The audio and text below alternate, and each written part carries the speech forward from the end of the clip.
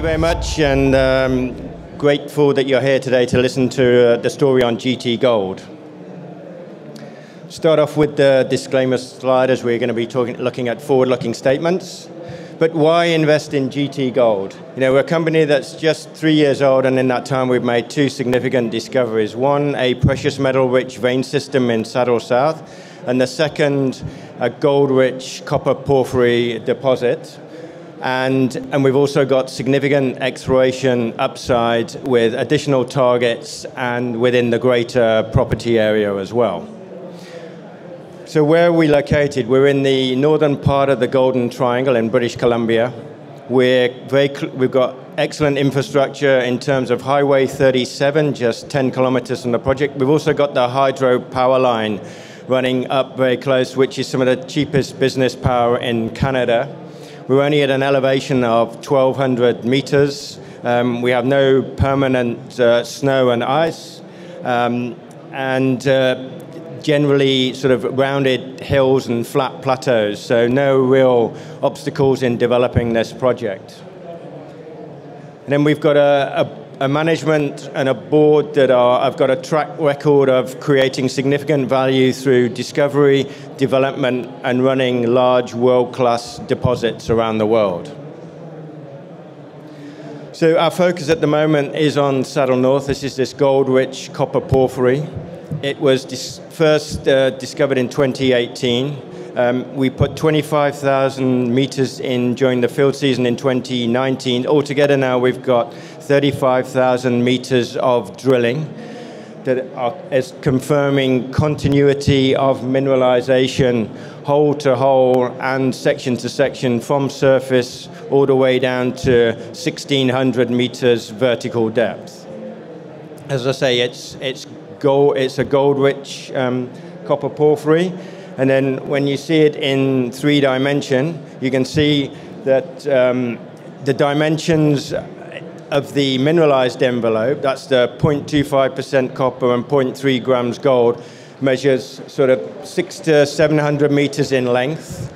It's 200 to 500 meters in true thickness and goes down to sort of 1,600 meters. And then within that, we've got a core of higher grade mineralization, that's sort of plus 1% copper, 1 gram gold. That's 400 meters in length and varies up to sort of 200 meters in true thickness and extends over a kilometer. And while it's early days, you know, this has been an advanced exploration project. We are busy right now putting all together the geological model, which will form the foundation to the initial resource, leading on to a preliminary economic analysis. And so while we put all the technical data together, we have engaged Asanko Engineering here out of Vancouver to help support us as we take this to PEA. But we're certainly seeing the potential for a combination of an open pit as well as some form of bulk underground mine, and that's what the PEA is going to focus on, and the trade-offs about where a pit would finish and then the underground would start. And then, as I mentioned at the outset, the initial discovery that we made was the Saddle South precious metal-rich vein system. We put some drill results out from some drilling that we completed last year. The press release was out last week. Again, confirming that there's some significant optionality with Saddle South in terms of, you know, a high grade, and you could see a development scenario of developing Saddle South, generating cash flow to then start to develop the bigger, larger adjacent porphyry. But also, you know, we've got significant exploration upside in the Saddle area. We haven't drilled outside of the mineralized envelope of the porphyry, and mineralization both on the porphyry and on the precious metal-rich veins is still open, both along strike and down plunge. And then furthermore, we've got other exciting targets in Quash Pass, and I think this slide demonstrates, you know, when you look at similar examples of these gold-rich porphyries, the classics are, you know, Newcrest's Cadia mine down in New South Wales, as well as Redcrest, which is just 15 kilometers away from us. And if you think, you know, Cadia, that's over 30 years of exploration work. Redcrest has been on and off 40 years, and it was only really in about 2008, 2009, when Redcrest started to do the deep drilling, that they identified the potential underground. And so if you think, in the space of a couple of years, we've intersected this significant zone of mineralization, which remains open. We've got a very large geophysical anomaly associated with the porphyry that still remains to be tested.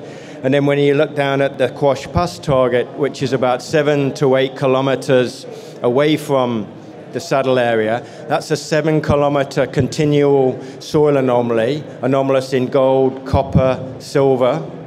It's got a coincident geophysical anomaly, and you can see these major structures running through there.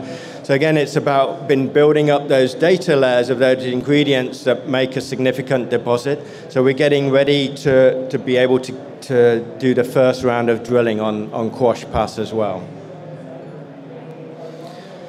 In terms of First Nations, we have one band to deal with, the Toltan. They're very pro-mining, very supportive of GT.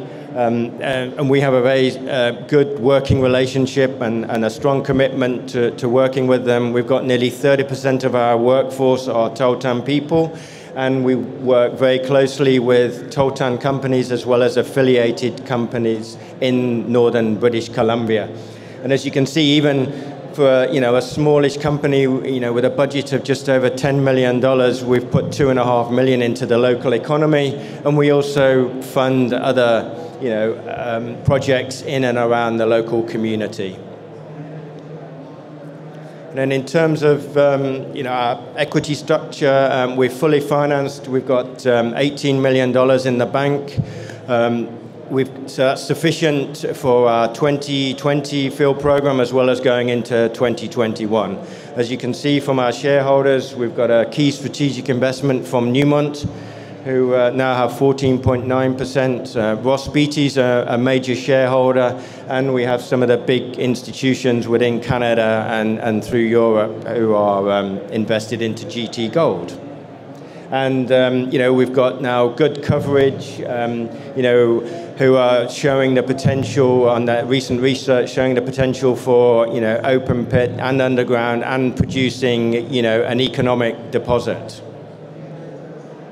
So as I said, what's our path forward? Right now, we've been working on the metallurgy as well. We're going to have preliminary metallurgical workout in Q1.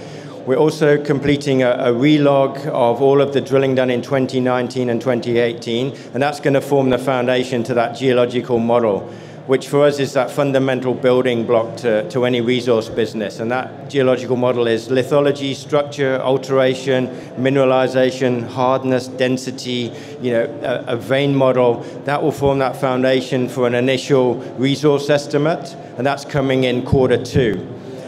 We've done sufficient drilling to be able to release a compliant resource, and then that resource, as I said, will be the foundation to delivering the PEA by the end of next year. And then, as I say, it's a dual strategy, so it's putting together the Saddle North Porphyry deposit, and then the second part of the strategy is exploration and going out and finding additional deposits as well as covering the extensions to known mineralization.